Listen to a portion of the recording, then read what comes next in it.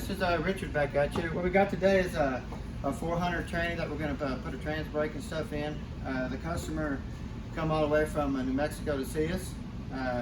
It's in a 72 Nova, big block 507, I believe, 30 over. And they're going to be spraying a 250 shot or so on this thing, so it's going to be pretty violent. We're probably going to cut the bell housing off if it's an 8-bolt case. If it's not, we're going to find another case for them, put an ultra bell on it. But we're going to tear this one apart and see what we got. Hang on.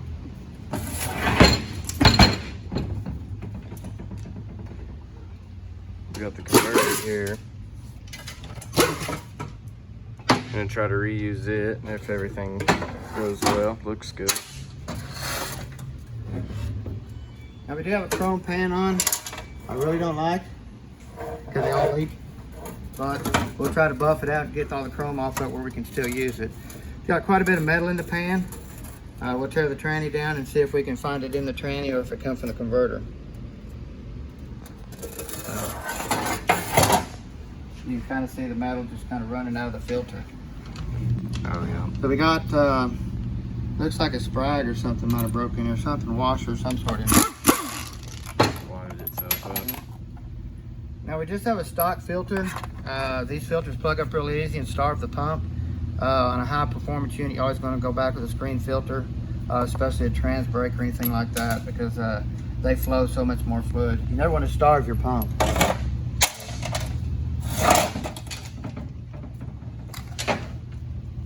Now the deep pans do take a longer pickup tube. The shallow take a real short.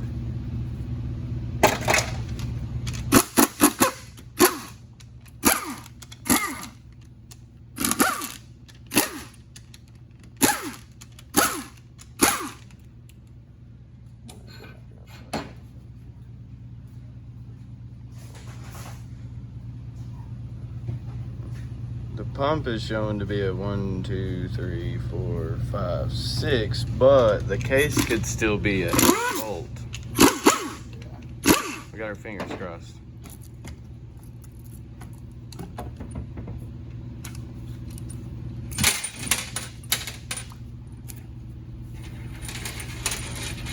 Now the tranny is a manual.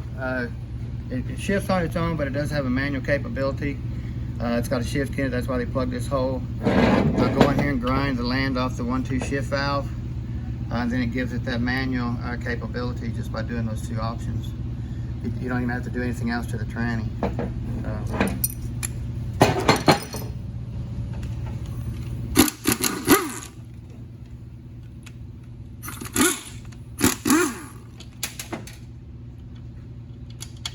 Now this is your passing gear switch. It's electric. There's usually a switch under the brake pedal or on the carburetor that activates passing gear. Now your trans brake, when we hook it up, this will be your trans brake wire now. So Cool setup. yeah. Now this is just a stock plate. It's not a shift kit plate or anything like that. Your engine band servo. We'll be leaving this plumb out. We want to be using this or the band inside.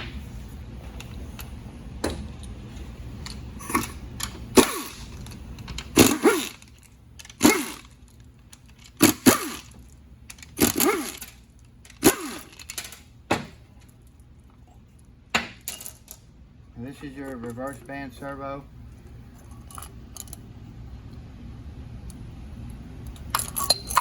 Pretty simple. Got all your valve check balls and stuff like that. Now we go back to the trans brake, it won't have any check balls in it at all. It'll just be an empty case.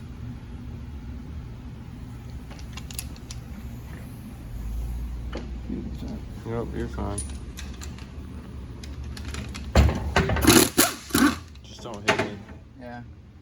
Now this is one of these short center support bolts I was talking about in my last video. I get that dude out of there. Let's do it. There we go. You remember the 400 was short and the 480E was really long? And it's a hollow bolt. You do not want to put this in a 480E and you don't want to put a 480E in here. So, Write that down. let's see.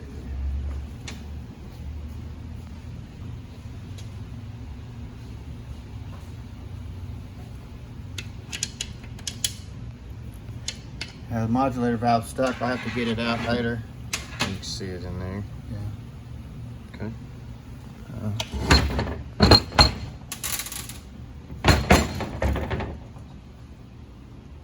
You notice I'm shaking a little bit more this morning. My coffee at IHOP was really good. And when I do live shots with our customers standing here like that. How are y'all doing? Good, good. How are you? It's a little more nerve-wracking, but it's fun.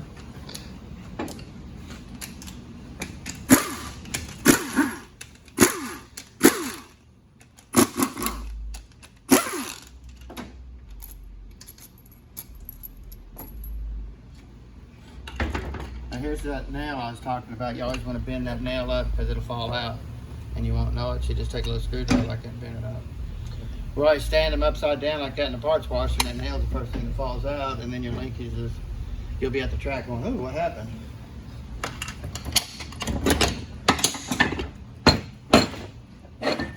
Now it does have your shift kit pressure spring in it.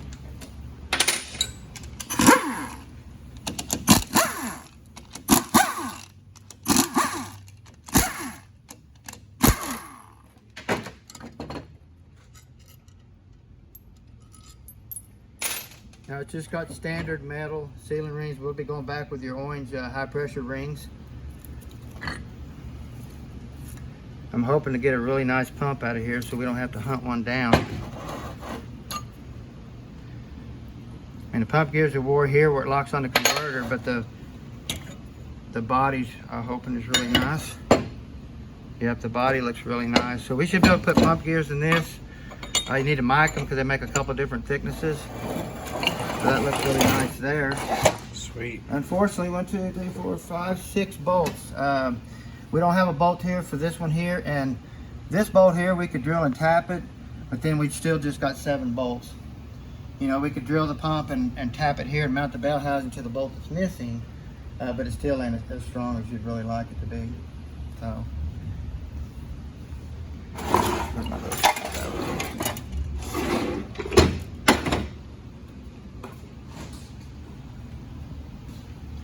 Now it does have just a stock input shaft. This ain't a billet shaft or anything like that.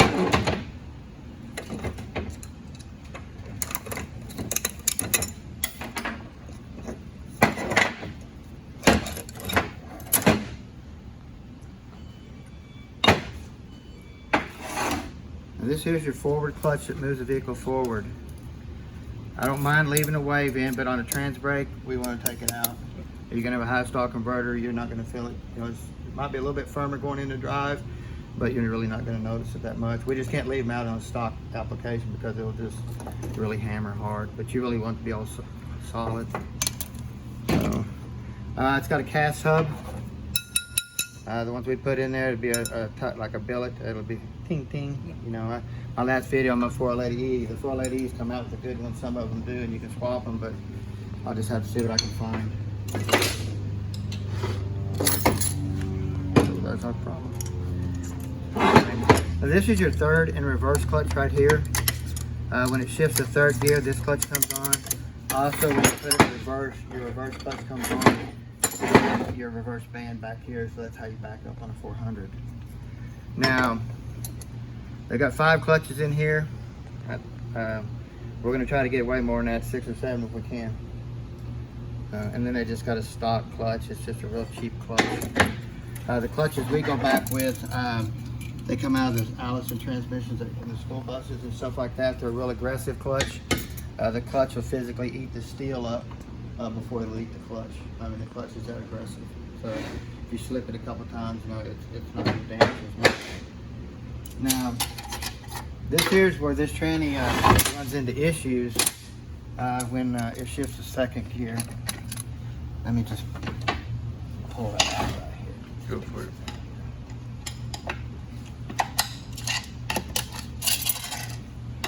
Now this tranny here is really bad if you try to make it shift hard into second gear.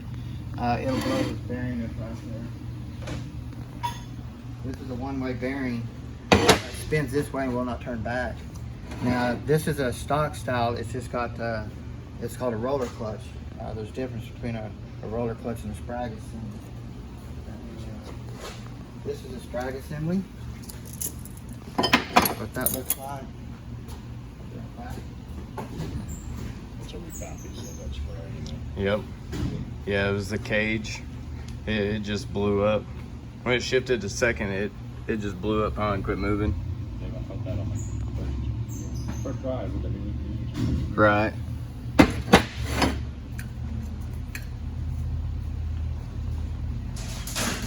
And you must have a gold mine out there or something. Well, I got 4 semi-trailers full, so we got plenty. So, Yeah, there's the right. That's what I found in the pan. Yes, sir. well, see, this is a roller clutch. This is a sprag assembly. So when you have this style here, this is a real weak problem if you make them shift hard to second gear. So what we do is this drum we'll use this in a stock application, but never in a race car. So what we're going to do is we're going to try to find a 480E drum that has a 34 element sprag, and then we'll put a new sprag and stuff like that. It's a lot cheaper to buy, you know, the high dollar drum like this one. If you notice, this is a high dollar drum here. See how much bigger than, well, not that, this one here. That's how much bigger that sprag is here. Even in this one here is a titanium drum. This is $800 drum. It don't weigh nothing. I mean, it's real light and it's got that big sprag. But what we're going to be doing here is it won't have that big sprag unless it's $800 more to get it. But we can get this drum for about 190 bucks, something like that, and then put out a 480E and put it in there with this type of sprag, and then we can put a ton of power to second gear. So.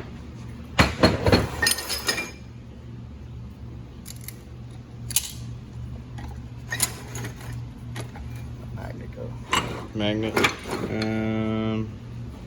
We lost it in the parts. Ah, found it.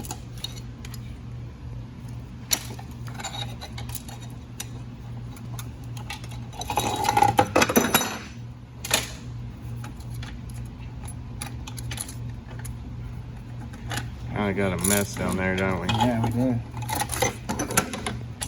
Wow. Now, this is why that sprite broke so easy.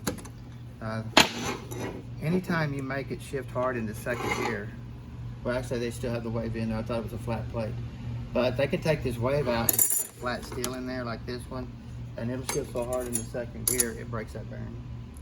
So that's why you never want to put a flat one in there unless you put this sprag assembly in there. And when we go back, see this is a 3 clutch. We'll go back with a 480 4 clutch. Okay, so it's a lot bigger improvement too.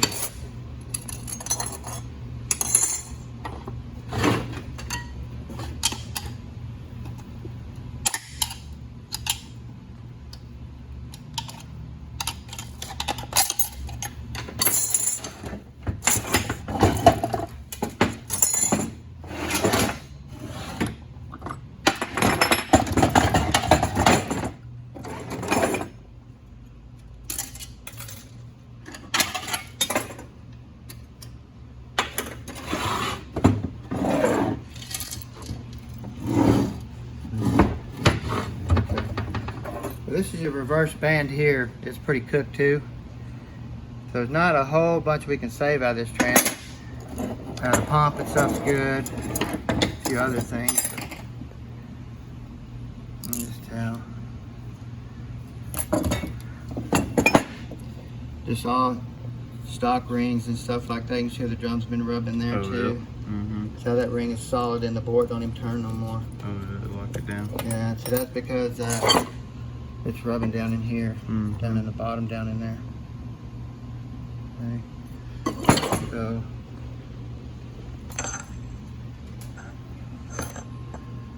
sun gear looks really good.